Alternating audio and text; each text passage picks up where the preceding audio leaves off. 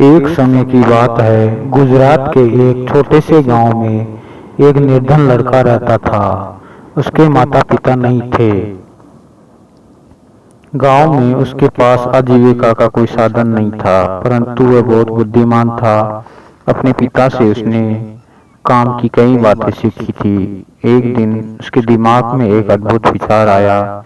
उसने शहर जाने की ठान ली। शहर जाकर उसने एक सस्ती सी दुकान किराए पर ले ली और दुकान के बाहर एक बोर्ड लगा दिया, जिस पर लिखा था, बुद्धि का सौदागर। यहाँ बुद्धि बिकती है। लड़के की दुकान के आसपास फल, सब्जियां, कपड़े, जेवर, मेवे, रोजमर्रा की चीजों की कई दुकानें थी। सारे दुकानदार उस लड़के की खिल्ली उड़ाते, भाई ये दुकान तो बड़े गजब की है, अब तो अकल भी बिकाऊ हो गई है। लड़का उनकी बातों की कोई परवाह नहीं करता था। वह दिन भर आते जाते ग्राहकों को आवाज लगाता रहता, आओ आओ, बुद्धि ले जाओ, एकदम खरी, सस्ती और उपयोगी, एक दाम, सही दाम, आओ साहब ले जाओ। लेकिन बहुत दिनों तक बुद्धि के सौदागर की दुकान पर कोई भी ग्राहक नहीं आया। एक दिन उसने दुकान बंद करने का निश्चय किया। तभी एक धनी सेठ का मूर्ख लड़का उसकी दुकान की ओर से गुजरा। उसे समझ नहीं आया कि ये कैसी दुकान है, कोई फल या सब्जी होगी। मेरे पिता मुझे हमेशा निर्बुद्धि और मूर्ख कहते रहते हैं, क्यों न थोड़ी बुद्धि खरीद लूं। ये सोचकर उसने सौदागर लड़के से कहा, एक शेर बुद्धि के कितने पैसे लोगे? लड़के ने उत्तर दिया, मैं बुद्धि तोल कर नहीं, उसकी किस्म के हिसाब से बेचता हूँ। मेरे पास तरह तरह की बुद्धि है, सबका दाम अलग अलग है। आपको कैसी बुद्धि चाहिए? तो ठीक है, एक पैसे में जिस तरह की बुद्धि आए दे दो। सेठ का लड़का लापरवाही से बोला। सौदागर लड़के ने कागज की एक पर्ची निकाली और सेठ के बेटे को दे दी। उस पर्ची पर लिखा था, जब दो लोग झगड़ रहे हो तो वहां खड़े होकर उन्हें देखना बुद्धिमानी नहीं है।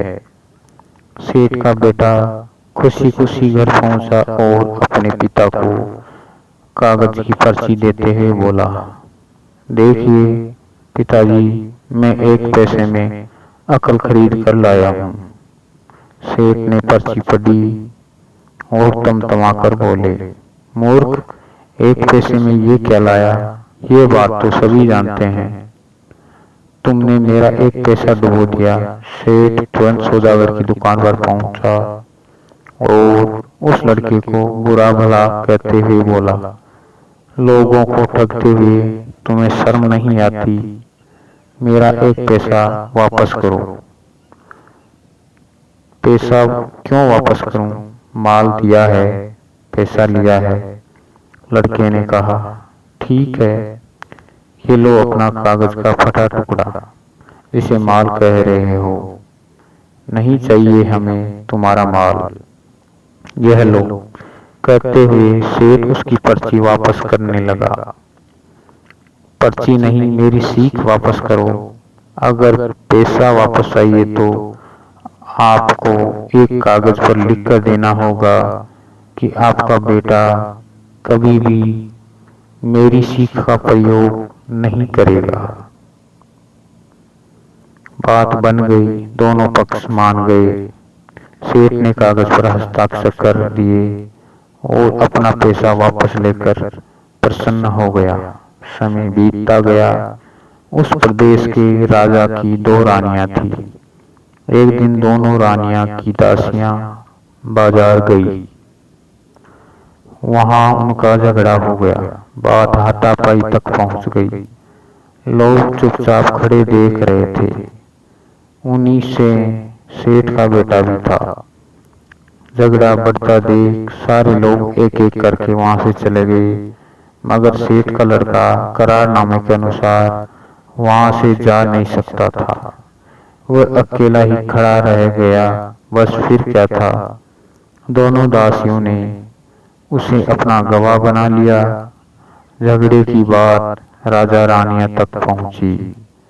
सेठ और उसका लड़का राज दरबार में लाए गए। दोनों रानियों ने लड़के से कहा कि वह उनके पक्ष में गवाही दे। सेठ और उसके बेटे के तो होश उड़ गए। वे सहायता के लिए बुद्धि के सौदागर के पास पहुंचे। बोले, हमें किसी तरह बचा लीजिए, मैं 500 रुपये लूंगा। लड़के ने कहा, ठीक है, ये लो 500 रुपये। सेठ ने तुरंत 500 रुपये निकाल कर सौदागर को दे दिए। देखो, जब गवाही देने के लिए बुलाया जाए तो पागल की तरह व्यवहार करना। बुद्धि के सौदागर ने उपाय बताया। सेठ के बेटे ने वैसा ही किया।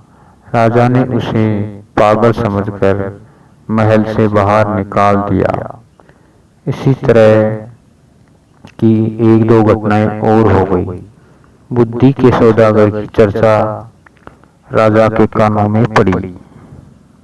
राजा ने उसे बुलवाया और पूछा, सुना है तुम बुद्धि बेचते हो, क्या तुम्हारे पास बेचने के लिए और बुद्धि है? जी हुजूर, आपके काम की तो बहुत है, लेकिन 1 लाख रुपए।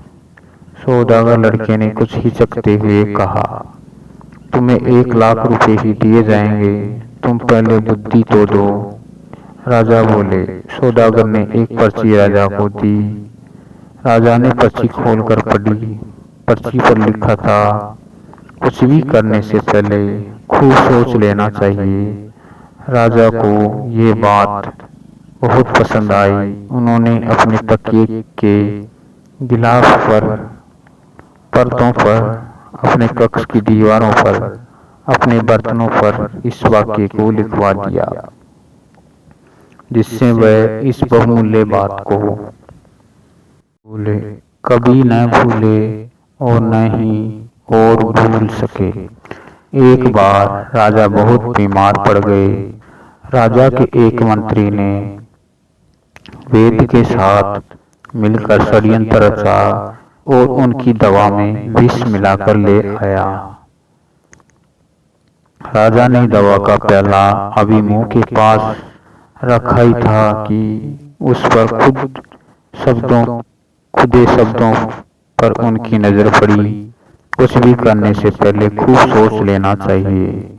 राजा ने प्याला नीचे रखा और दवा को देखकर सोच में डूब गए कि ये दवा पीनी चाहिए या नहीं। वैद्य और मंत्री को लगा कि उनका भंडा फूट गया है। वे दोनों डर गए और राजा से क्षमा मांगने लगे। महाराज, हमें क्षमा कर दीजिए, हमसे बहुत बड़ी भूल हो गई। राजा ने तुरंत सिपाहियों को बुलवाकर दोनों को कारागार में डलवा दिया।